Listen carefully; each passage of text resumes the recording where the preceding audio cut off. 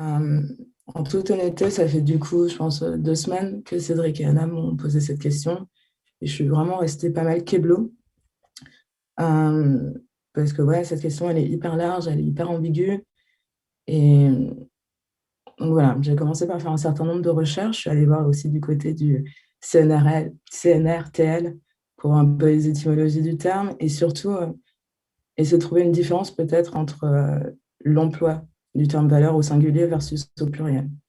Parce qu'au singulier, la valeur a comme un avant-goût mensonger d'objectivité, une supposée valeur objective des choses et sur laquelle on s'entendrait tous. Au pluriel, les valeurs, ça rime déjà plus comme un foutoir syncrétique, à la fois intime, collectif, une sorte de synonyme entre deux, de code d'honneur ou de croyance.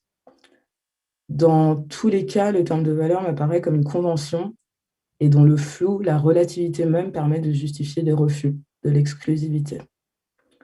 La norme est autrement dit ce qui fonde, je crois, la valeur de l'art. Qu'on parle de valeur historique et de témoignage, de rareté des techniques de production, reproduction ou de patrimoine, tout ce qu'on veut, à vrai dire, et qui justifie in fine le prix d'une œuvre ou d'une expo, ces choses ne se calculent qu'en fonction d'une norme. Ce qui appartient ou non à l'histoire officielle, la préciosité du dit témoignage en fonction d'une certaine idéologie, etc. Aussi, je ne sais pas si ça va répondre tout à fait à la question de la valeur, mais ça m'a fait penser à un truc dont on a dû faire l'expérience avec mon collectif Black to the Future il y a un certain temps. Une institution internationale qui nous propose de participer à un événement. Talk, exposition, plus support de com, classique. Évidemment, on est super enthousiaste et on leur demande le montant de notre rémunération. La réponse de leur part est la suivante. Elles n'ont pas d'argent, les subventions manquent en art, c'est compliqué, tout ça. Mais surtout, elles ajoutent que le budget de rémunération alloué, parce qu'il y a en fait un budget de rémunération alloué, a été épuisé par l'invitation d'artistes en provenance des Global South. Concrètement, on ne peut pas nous payer parce qu'il importe plus de payer d'autres personnes dont la valeur symbolique est plus importante. Non pas la valeur travail, puisque de fait, nous sommes celles à qui il est demandé le plus gros du travail, le plus gros investissement du temps de travail, mais un mélange de notoriété et de publicité, puisqu'il comptait dans le cadre de cet événement qui s'intéressait au rapport de pouvoir nord-sud et de marronnage, était d'inviter d'abord des personnes extérieures à la France. Des exemples comme ça, j'en ai pas mal. Ainsi, du coup, pour moi, notoriété, tokenisation et bien-pensance d'un côté, mépris, racisme et autres phobies de l'autre sont des variables indissociables de la notion de valeur en art. À côté de quoi, en faisant mes quelques recherches, j'ai quand même trouvé confirmation que la valeur reste avant toute chose affaire d'échange et donc d'intersubjectivité, une sorte de convention collective, comme je le disais, mais en particulier liée à la vente, c'est-à-dire une question d'offre et de demande, de reconnaissance du marché et par le marché, de tarification, de spéculation de prix. Pas juste une histoire de réciprocité, du coup, mais une transaction encadrée, monnayée. On partagerait donc moins nos valeurs qu'on les négocie, les achète, les gâche, les recycle. Dans mon quotidien, j'ai en même temps l'impression d'être confrontée à deux autres axes de valeurs et qui, s'ils ont eux aussi un lien avec le marché ou avec l'art comme marché, ne s'en situent pas moins un petit peu à côté. Le premier de ces deux axes, c'est la valeur travail.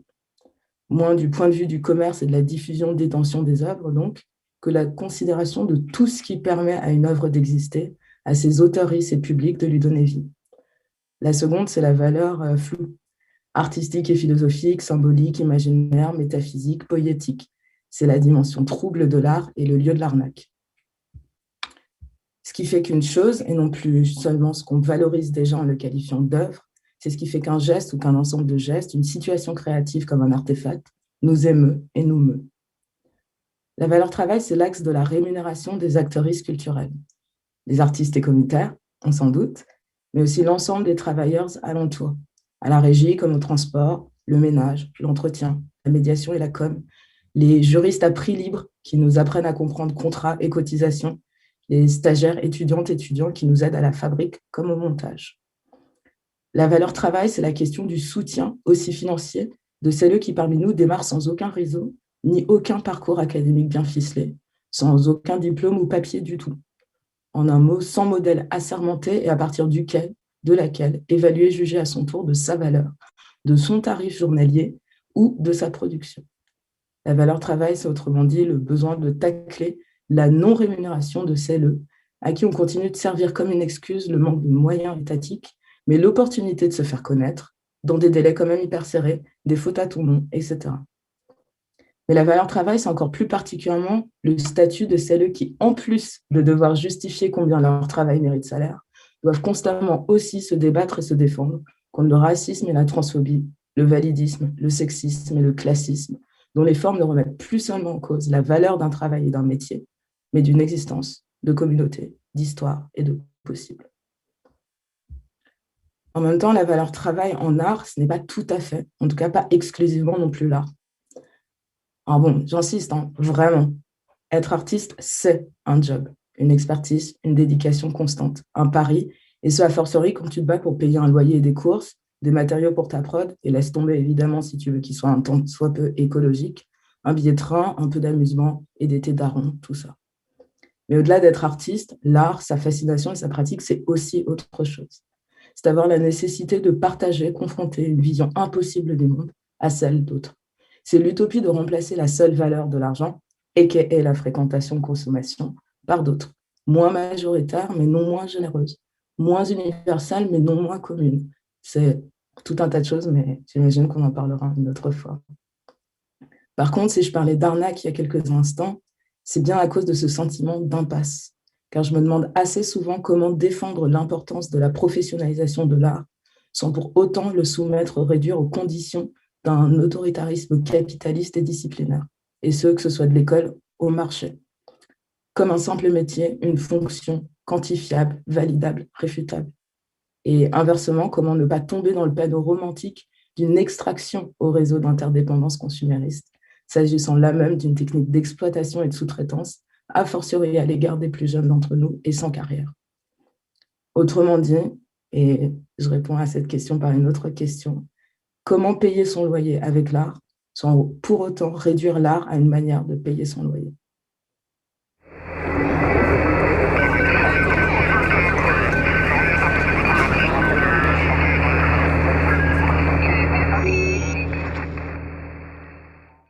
Comme je le disais tout à l'heure, ces questions sont toujours et m'apparaissent assez ambiguës, voire piégeuses. L'art contemporain au croisement de tellement d'indices et de niveaux de valeur, de valorisation et d'échange que je ne sais pas trop par où commencer.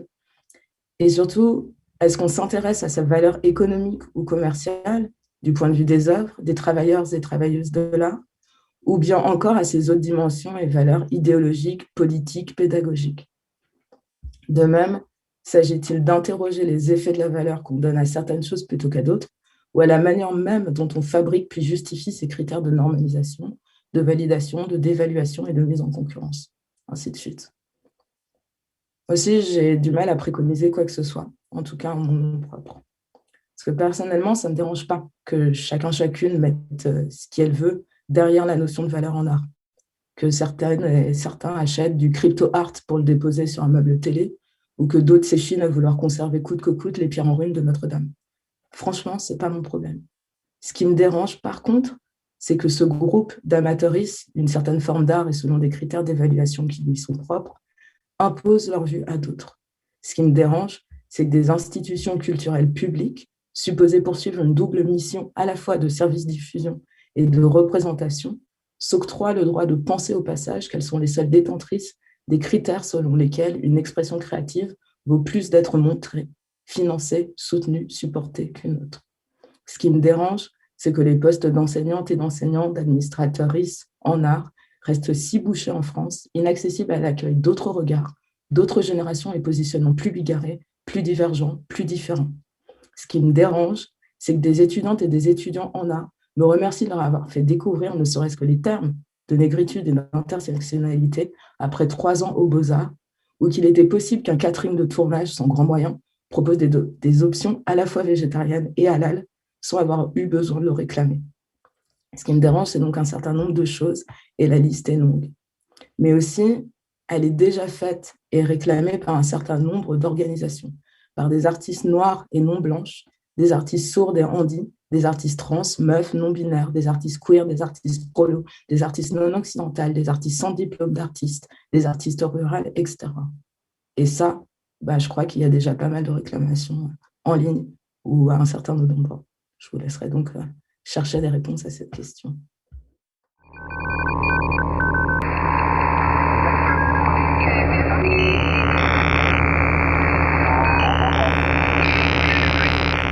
Je vais faire court.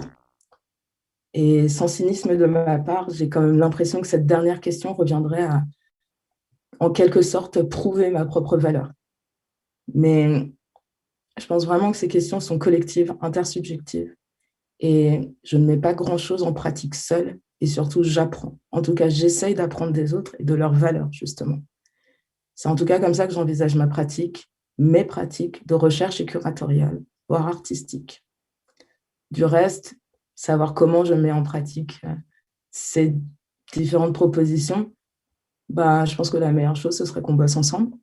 La deuxième, ce serait d'en discuter dans d'autres cadres que ceux peut-être d'un partage comme ça aussi, de discussion sur la valeur. Je pense que la valeur, c'est vraiment quelque chose qui s'éprouve et qui continue de se travailler ensemble.